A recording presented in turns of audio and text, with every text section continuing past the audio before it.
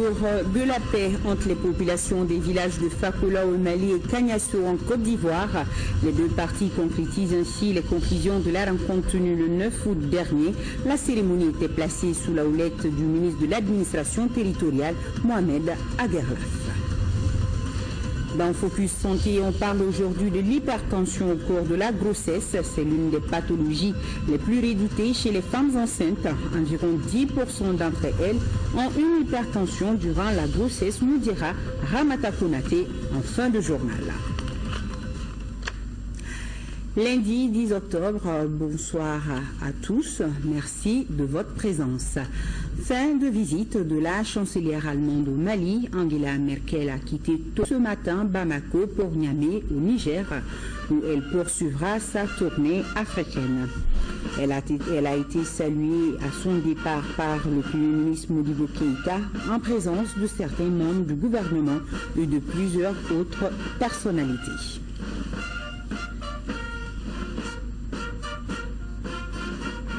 Arrivée hier dans notre pays, la chancelière allemande a eu de nombreux échanges avec les autorités maliennes sur les voies ou moyens susceptibles de renforcer la coopération bilatérale entre nos deux pays. Et il faut noter que Angela Merkel se rendra à Niamey et ensuite à Addis Abeba. La chancelière allemande sur le départ tôt ce matin, accompagné par le Premier ministre.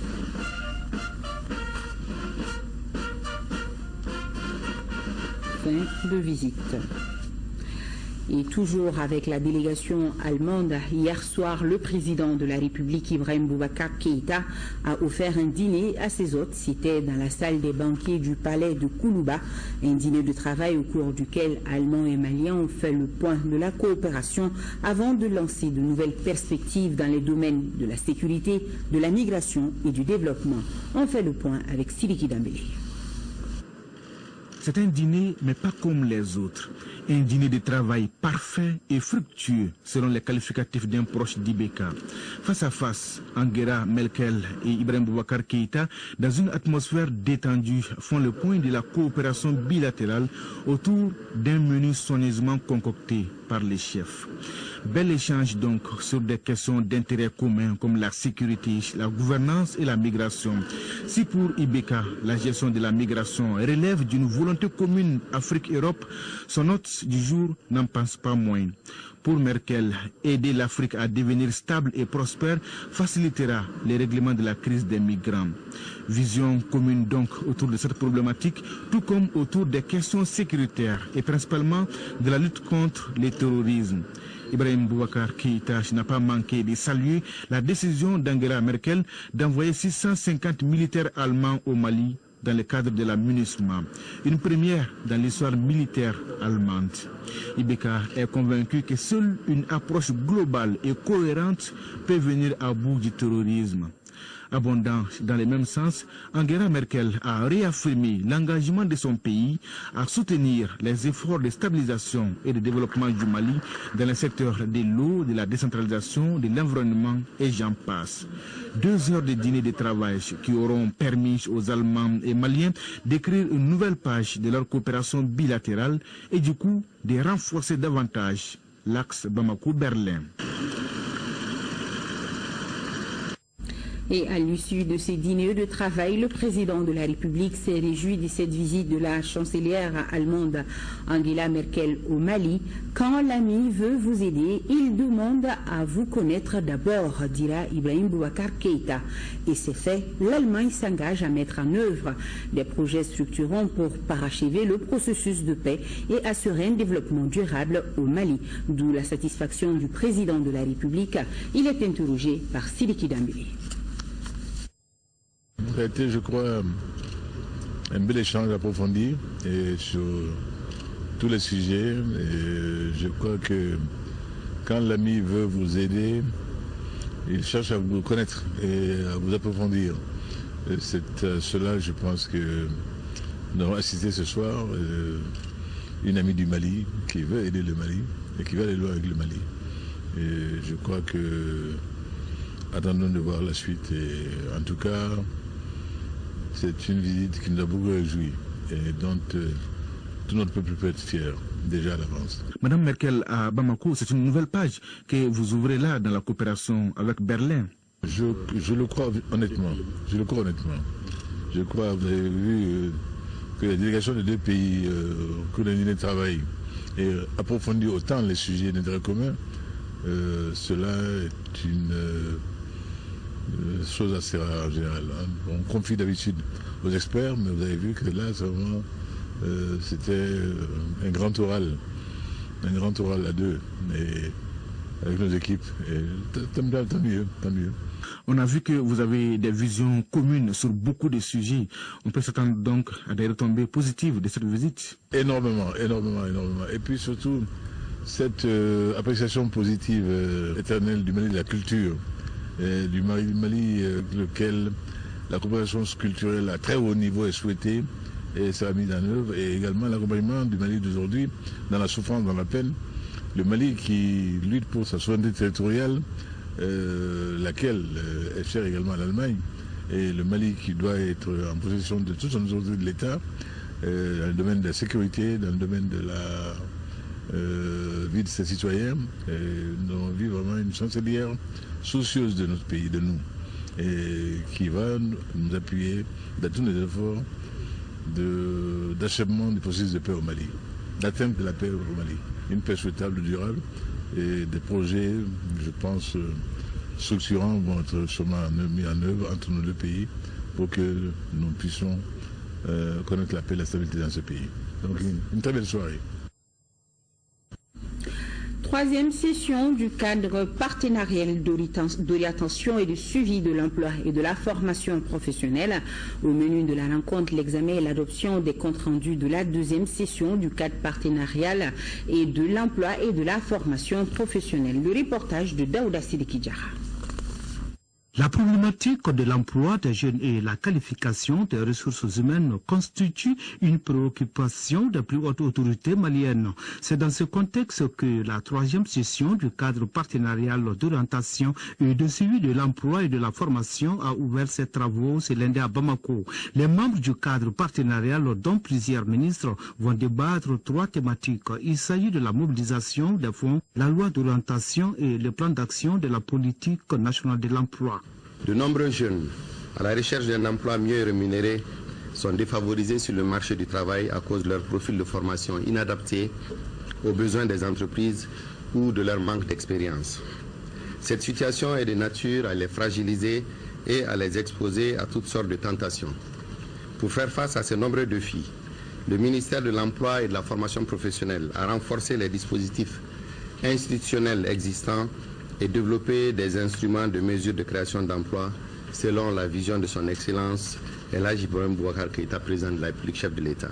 Selon le ministre, la dynamique des réformes des dispositifs d'emploi et de la formation professionnelle s'accélère. C'est là avec l'adoption par le gouvernement du Mali d'une nouvelle politique nationale d'emploi et son plan d'action, l'opérationnalisation de l'Observatoire national de l'emploi et de la formation ainsi que la mise en œuvre des projets innovants. Des synergies seront également développées pour améliorer l'accès à la terre, aux infrastructures, aux formations professionnelles et au crédit en vue de permettre aux jeunes ruraux de prospérer. Des initiatives de création d'industries manufacturières et de services, traditionnellement des secteurs à haute intensité de main-d'œuvre, seront soutenues à leur tour en vue de générer des emplois productifs pour les jeunes. Il est à rappeler qu'en Afrique subsaharienne, quelques 11 millions de jeunes feront leur entrée sur le marché du travail chaque année, et cela au cours de la prochaine décennie. Après 3 mois de concertation, fin des travaux du dialogue national de la justice, les acteurs de la justice s'engagent à s'unir pour une famille judiciaire forte au service de la nation, dit Mariam Sagara. 3 mois de dialogue, de concertation et de réflexion ont permis aux acteurs de la justice de s'unir pour une justice forte. Cette unification concerne d'une part les syndicats des surveillants de prison et des magistrats d'autre part. Et c'est un ministre garde des Sceaux enthousiaste et comblé qui reçoit ces documents. Le contexte dans lequel je me suis retrouvé dans ce ministère, en face de vous, souvent à côté de vous, était un contexte de grande diversité syndicale. Bien évidemment, cette diversité syndicale vous a mis en face et m'a mis en face d'une multiplicité de demandes qui ne me donnaient pas l'occasion de parler ici et de parler là et de faire une synthèse entre les deux, à moins d'avoir un don d'ubiquité. Ceci n'était pas jouable pendant très longtemps. Les orientations audacieuses et pertinentes prises courageusement par le ministre de la Justice et des Droits de l'Homme, avec l'appui ferme du Premier ministre et du Président de la République, permettent d'entrevoir une issue à la lance-chlorose d'une institution capitale sans laquelle aucun État, quel qu'il soit, aucune civilisation, aucune culture ne peuvent exister et prospérer. Magistrats, greffiers, secrétaires de greffe et parquet, en somme, les travailleurs de justice ont vite compris que la diversité syndicale effrite l'unité, la cohésion dans la famille judiciaire, d'où cet accord du 10 octobre au service des justiciables. Des rapports et plusieurs autres documents galvanisent désormais la nouvelle vision du ministre Konaté pour une justice équitable et intègre. Et nous avons ce communiqué. Le ministre du Travail et de la fonction publique chargé des relations avec les institutions communique. Il m'est revenu de constater que depuis quelques jours, des personnes mal intentionnées font circuler des projets de décision de recrutement dans la fonction publique d'État contre paiement de fortes sommes d'argent. J'informe l'opinion publique nationale que les recrutements dans la fonction publique d'État ne sont jamais payants. Je précise que tout recrutement de fonctionnaires dans la fonction publique d'État s'effectue uniquement par voie de concours direct en application des dispositions de la loi numéro 02-053 du 16 décembre 2002 portant statut général des fonctionnaires. Des enquêtes seront ouvertes pour démasquer, punir les auteurs de ces arnaques et leurs complices conformément aux lois et actes en vigueur. Le calumet de la paix fumé par les populations des villages de Fakola, Oumeli et Kagnasso en Côte d'Ivoire. C'est au cours d'une cérémonie solennelle. Les deux parties concrétisent ainsi les conclusions de la rencontre tenue le 9 août dernier à Kagnasso, en territoire ivoirien. On enregistre la présence des ministres de l'administration territoriale, de la décentralisation et de la réforme de l'État, Mohamed Aguerlaf, du ministre de l'urbanisme et de l'habitat, Ousmane Koné, ainsi que du ministre ivoirien de la solidarité, de la cohésion sociale et de l'indemnisation des victimes. Envoyé spécial à Fakola, Amadou Doulo, Mamari Koné. La date du 9 octobre 2016 restera longtemps gravée dans les annales de l'histoire des populations des villages frontaliers entre le Mali et la Côte d'Ivoire. En témoigne cette forte mobilisation en faveur de la paix. 2 mois après la rencontre de Kagnasso en territoire ivoirien, les deux parties matérialisent l'accord obtenu à travers cette fête de réconciliation.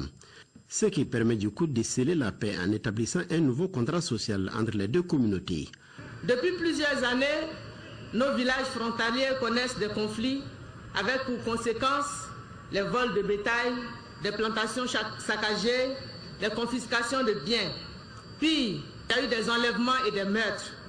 Face à ces escalades de violence, plusieurs initiatives ont été menées par les autorités administratives, politiques et coutumières des deux pays pour résoudre définitivement et surtout pacifiquement les différents frontaliers. En optant pour une gestion pacifique des conflits frontaliers maliens et ivoiriens, veulent maintenir les bonnes relations de coopération entre les deux pays, conformément aux vœux des présidents Ibrahim Boubacar Keïta et Alassane Ouattara. Nous confirmons la vision politique de son Excellence Alassane Dramane Ouattara et de son Excellence Ibrahim Boubacar Keïta en nous instruisant de tenir cette cérémonie ici, le plus près possible des populations, au lieu de la tenir dans les palaces feutrés de nos capitales. À Fakola, les frères se sont parlé entre eux et se sont compris. Les différentes interventions du jour insistent sur la nécessité de maintenir la fraternité et le bon voisinage pour faire place au développement. Tous ceux qui m'ont précédé ont dit que c'est une paix définitive. Effectivement, cette paix est définitive parce qu'il n'y a jamais eu de guerre. Il y a une incompréhension qui nous a certes coûté des vies de part et d'autre, des vies qui sont perdues inutilement, et cela est aujourd'hui de passé. La paix est revenue entre les villages transfrontaliers. le chef de Fakola a dit Benkadi. Le chef de Kagnasso a dit Benkelema. Benkelema et Benkadi ne sont qu'une seule et même personne, c'est-à-dire Benkelema Kadi. Faisons en sorte que ce soit tout, c'est-à-dire jusqu'à l'éternité, que cette paix soit durable et que plus jamais, comme l'ont promis les deux chefs, il n'y ait encore de conflit entre les communautés des deux pays. Maliens et Ivoiriens se sont ensuite échangés beaucoup de cadeaux pour dire qu'ils sont condamnés à vivre ensemble. Les populations souhaitent déjà la délimitation de la frontière commune. Toujours dans la région de Sikasso, remise de clés d'un logement social à titre gratuit à une veuve mère de 6 enfants. La bâtisse, dont le coût s'élève à 12 millions de francs CFA, est financée par un fils de la localité et c'est le ministre de la Promotion de la Femme, de l'Enfant et de la Famille, Sangaré Oumouba, qui a remis la clé, nous précise Fatoumata Diallo. Des larmes de détresse au sourire enfin retrouvé. C'est l'attitude de la veuve Djeneba Guindo et de ses 6 enfants désormais logés dans leur propre maison. Le bâtiment flambant neuf, sur une superficie de 200 mètres carrés, se compose d'un salon, d'une toilette, des chambres principales et annexes. Coût de réalisation, 12 millions de francs CFA entièrement financés par l'opérateur économique Abdoulaye Diawara. C'est une initiative de l'association Philanthropie. J'ai perdu mon père quand j'étais tout petit.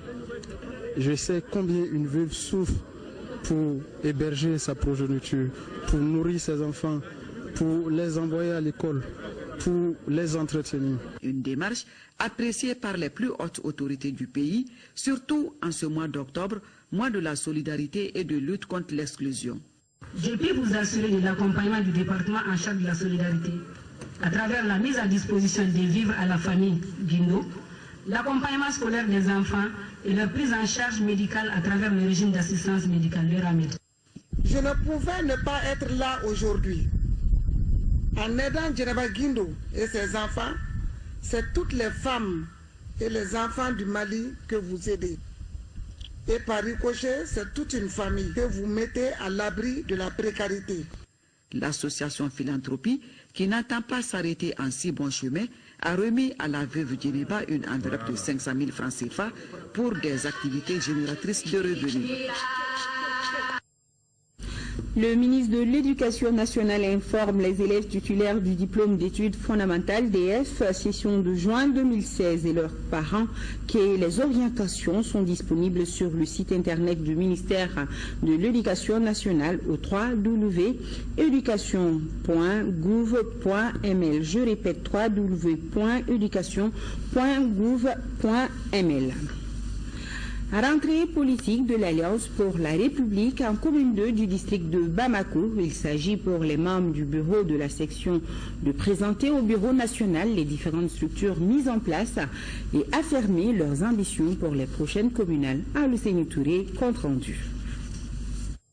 C'est sous le signe du parachèvement de la mise en place des structures de base que la section a voulu placer le présent regroupement. En alliance avec d'autres partis de la majorité dans le cadre des élections à venir, la section 2 de l'APR entend relever les défis conformément aux idéaux du parti. Le parti, l'APR, vit très bien en commune. Vous avez vu la mobilisation, nous avons mis les structures en place, nous avons mis la section en place et aujourd'hui la rentrée politique c'est pour mobiliser la troupe pour les élections à venir. Notre fer de lance c'est bien la jeunesse et nous comptons avoir cette jeunesse avec nous pour pouvoir gagner en communal. Visiblement satisfait de la mobilisation reçue, le président du parti a réaffirmé son engagement à travailler dans le cadre du renforcement de la majorité présidentielle. C'est dans ce sens qu'il a exhorté les militants et particulièrement ceux de la commune 2 à s'investir activement dans la mobilisation en vue d'offrir au parti une masse substantielle d'élus à l'occasion des prochaines échéances. Nous sommes à une période extrêmement sensible parce que bientôt nous allons arriver à des élections communales. Il est tout à fait indiqué que nous déclinons également notre stratégie en la matière et nos objectifs. Nous avons été aujourd'hui heureux de constater déjà que les camarades en commune 2 sont allés dans la direction souhaitée par le bureau national. Il s'agit de faire l'alliance avec les partis membres de la convention de la majorité présidentielle. Le ton est donc donné pour la mobilisation des militants. À l'occasion, les partis alliés ont marqué leur présence aux côtés des membres du bureau politique de l'APR. Les coursiers d'assurance de la zone CIMA, conférence interafricaine des marchés d'assurance, réunis à Bamako pour 3 jours, cela à la faveur de la 10e Assemblée générale ordinaire de leur organisation, à savoir la Fédération interafricaine des assureurs conseils FIAC. Le renforcement des capacités du coursier d'assurance est le thème de cette rencontre. Salimata Dao nous précise que cette 10e Assemblée coïncide avec le 10e anniversaire de l'organisation. Les 14 pays de la conférence interafricaine des marchés d'assurance CIMA et la Guinée sont représentés à cette assemblée générale. Ils se rencontrent ainsi pour la 10e fois pour discuter de la vie de la Fédération interafricaine des assureurs conseils FIAC. Nous défendons les intérêts des clients face aux compagnies d'assurance. Donc nous négocions leurs contrats d'assurance. En cas d'accident, c'est nous qui sommes présents. On a besoin aujourd'hui de renforcer les capacités des membres. Donc il est très important de profiter de ce genre de manifestations pour essayer d'apporter un plus pour nos amis, nos collègues du marché. Plus de 60% du chiffre d'affaires des compagnies proviennent des souscriptions faites par les courtiers. Le principal travail qui a été fait, c'est de nous rapprocher de la FANAF, de la CIMA. Au jour d'aujourd'hui, la FANAF n'organise pas un événement sans nous associer. La CIMA également essaie de voir avec nous quels sont les problèmes auxquels nous sommes confrontés et qu'ils peuvent régler. Nul doute que le secteur de l'intermédiation est un maillon essentiel dans la chaîne de distribution des produits d'assurance.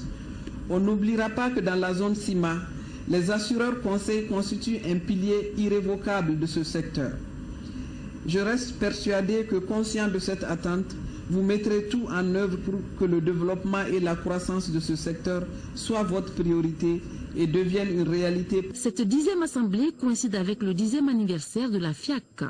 L'association a été créée en septembre 2005 à Bamako pour que les assureurs conseils aient leurs organes et soient représentés à tous les niveaux de prise de décision et d'action relatives à la promotion du secteur des assurances. Voilà, les courtiers d'assurance de la zone CIMA réunis à Bamako pour 3 jours. Créer une cohésion entre les filles et les fils des 6 communes du district de Bamako, c'est l'objectif de la 2e édition de la course de pirogue de l'association des exploitants de sable, de gravier, transporteurs et pêcheurs. La course placée sous le signe de la paix et de la réconciliation était présidée par l'épouse du président de la République. À travers cette course de pirogue, Keïta Aminata Maïga a aussi invité tous les Maliens à cultiver l'esprit de paix et de cohésion. Agibou Koulibaly, reportage. L'association des exploitants de sable, gravier, transporteurs et pêcheurs a initié cette course de pirogue pour non seulement valoriser leur activité, mais aussi contribuer à la consolidation de la paix. Il faut la paix, il ne faut pas que l'on vienne nous diviser. Nous sommes tous pareil, nous sommes tous de vrais Maliens et à ce titre-là, nous devons serrer les coudes, nous donner la main et personne ne viendra faire la paix pour nous. Moi, je pense qu'elle est possible, elle est là. Il ne faut pas écouter tout ce qu'on peut raconter. Le Mali ne mérite pas ça. Pour ceux qui ont connu le Mali, je le dis avec émotion, avec beaucoup de passion, nous ne méritons pas ça. Donc vraiment qu'on cesse d'écouter ceux qui veulent nous diviser, ceux qui veulent faire croire qu'on ne peut pas faire la paix.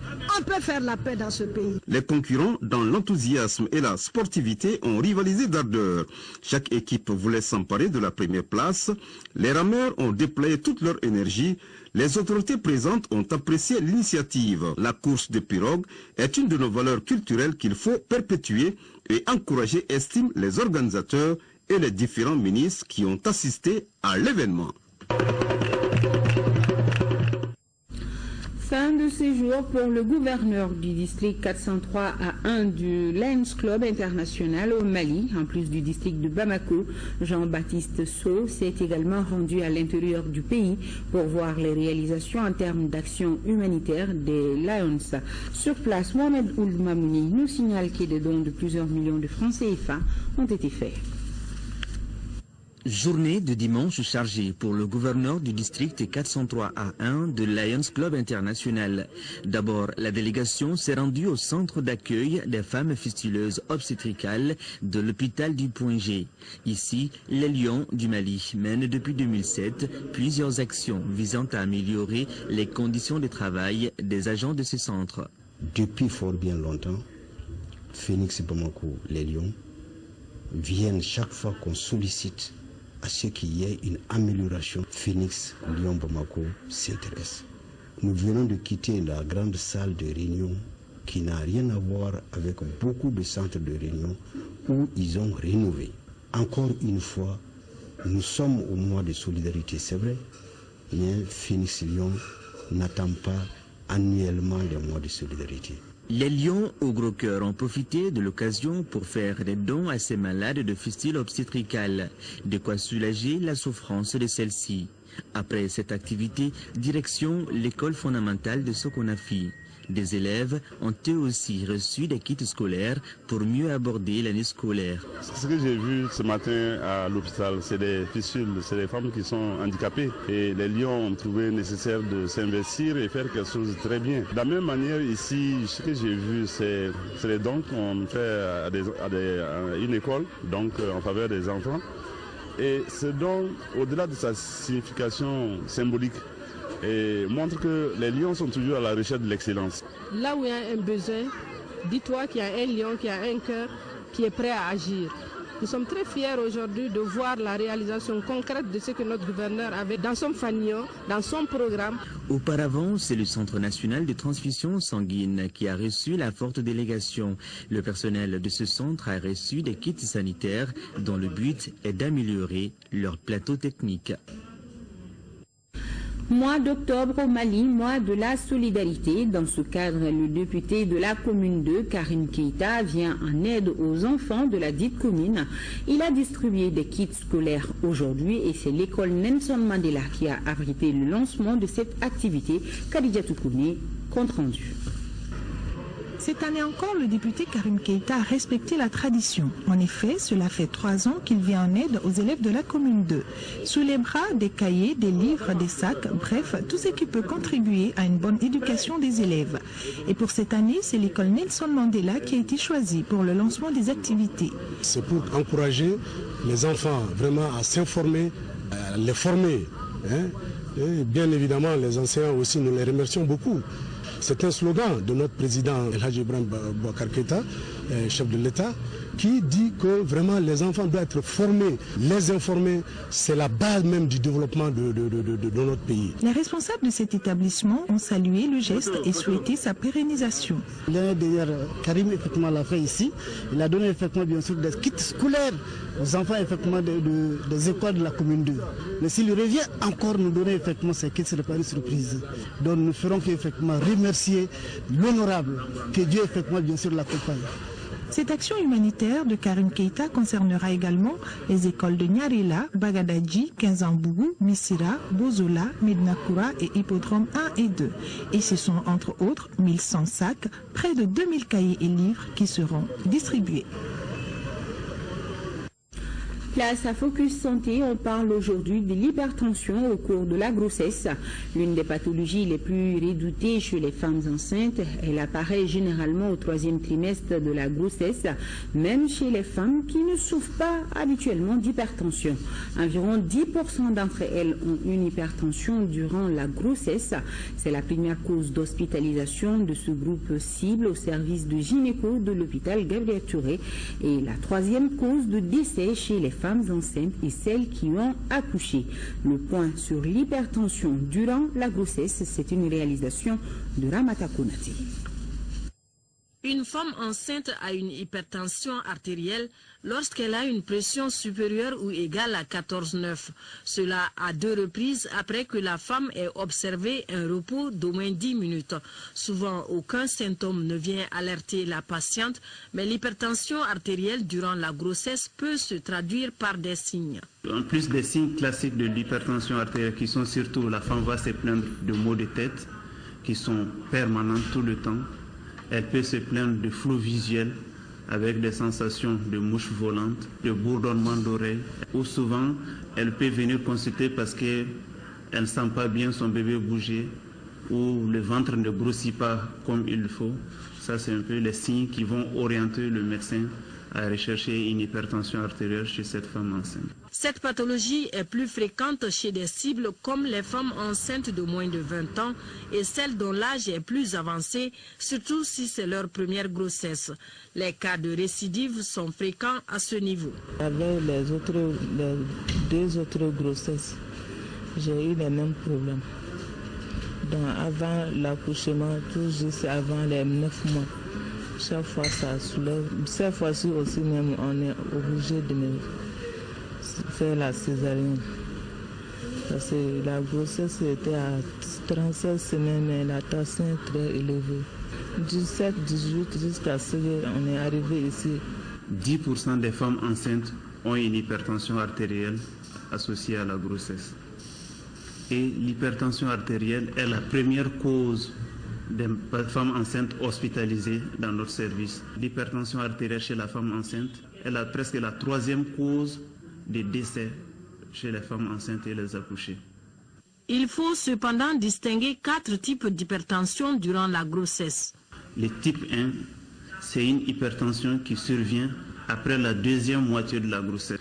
Le 2e type d'hypertension, c'est une femme qui est déjà connue hypertendue. Cette type d'hypertension n'est pas associée à une production de protéines dans les urines. Cette hypertension va persister même après l'accouchement. Le 3e type d'hypertension, c'est des femmes qui sont connues hypertendues, qui tombent enceintes et malheureusement, elles vont avoir une production excessive de protéines dans les urines. Le 4e type d'hypertension, c'est des femmes qui aussi ne sont pas connues hypertendues, mais après la 2e moitié de la grossesse, les chiffres tensionnels deviennent très élevés, mais il n'y a pas de protéines dans les urines. L'origine de cette hypertension reste encore inconnue. C'est pourquoi la prévention consiste à jouer sur les facteurs de risque. Éviter l'obésité, éviter la sédentarité. Il faut surtout adhérer aux consultations. En dehors de ça, il faut éviter certains aliments quand on est enceinte. C'est les aliments trop gras, les aliments trop salés ou trop sucrés qui favorisent la survenue de l'hypertension artérielle. En cas d'hypertension durant la grossesse, la mère et son bébé doivent faire l'objet d'une surveillance continue, cela jusqu'à l'accouchement. C'est pour éviter un retard de croissance pour l'enfant, un décollement du placenta du côté de la maman qui peut être à l'origine d'un accouchement prématuré.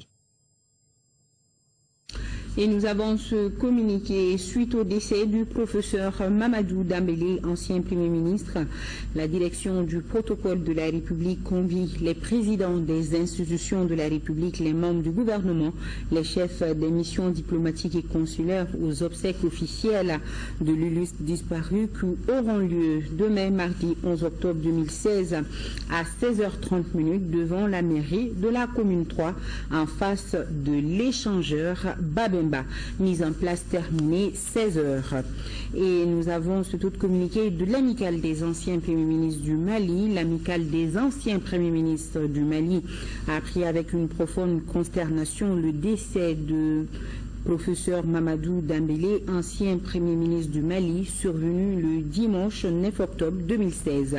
En cette douloureuse circonstance, l'amicale des anciens Premiers ministres adresse ses condoléances les plus attristées à la famille de l'illustre disparu, au peuple malien, au président de la République, au gouvernement et aux institutions de la République du Mali. L'amicale des anciens Premiers ministres salue en Mamadou Dambélé la mémoire d'un grand homme d'État, serviteur de la nation, un homme de paix et de sagesse qui a toujours œuvré pour un Mali prospère et digne. L'amicale des anciens premiers ministres du Mali invite tout un chacun au recueillement et à la prière pour le repos de son âme et puis pour qu'Allah Subhanahu wa Ta'ala, dans sa pleine miséricorde, lui accorde son pardon et l'accueille dans son paradis. Amen. Dorampin douanier, signé Moussa Mara, le secrétaire permanent de l'amicale des anciens premiers ministres l'Ouest du Mali. La musique malienne en deuil aussi, avec la disparition prématurée d'Issa Bagayogo, dit Techno Issa. L'une des forces vives de la musique malienne s'en est allée prématurément.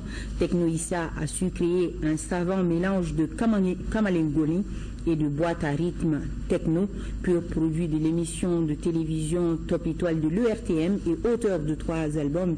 L'homme a été enterré cet après-midi dans son village natal près de Bougouni.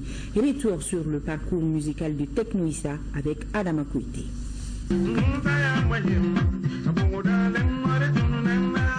La musique malienne est encore en deuil avec la perte de Issa Bagayogo, dit Techno Issa. Techno à cause de son genre musical, un savant mélange de kamalengoni dont il était l'un des maîtres. Couplé à la guitare électrique et avec un zeste de boîte à rythme, il a été l'un des premiers artistes à explorer ce genre musical, ce qui lui a permis rapidement de faire son apparition à Top Étoile avec son album Sia. Bonjour de succès, et depuis Techno Issa n'a pas arrêté de surprendre son public. À son actif 3 albums, il était marié, une épouse et 5 enfants. C'est ce lundi matin tôt que cette force vive de la musique malienne et qui était née en 1961 à Corée près de Bougouni a tiré sa révérence, mettant ainsi fin à une carrière prometteuse.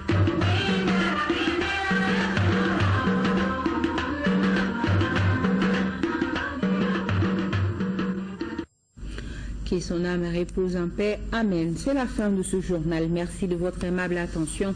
Demain, 10h-13h, Mohamed Ouldouma-Mouni, je serai là, j'espère, pour les éditions du soir. Grand merci aux téléspectateurs de Fakola, c'est au Mali. Bonsoir à tous.